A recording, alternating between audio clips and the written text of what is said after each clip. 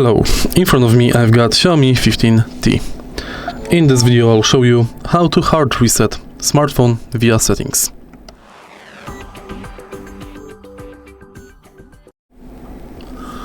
In the beginning, let's go to settings of the smartphone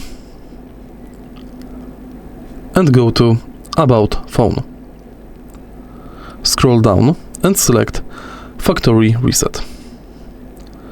Now, here is the list of items that will be erased. Erase all data, continue with your pattern, and now select to backup item first or factory reset. Remember that this setting will erase everything from your smartphone. Also, you will have to set it up from the beginning.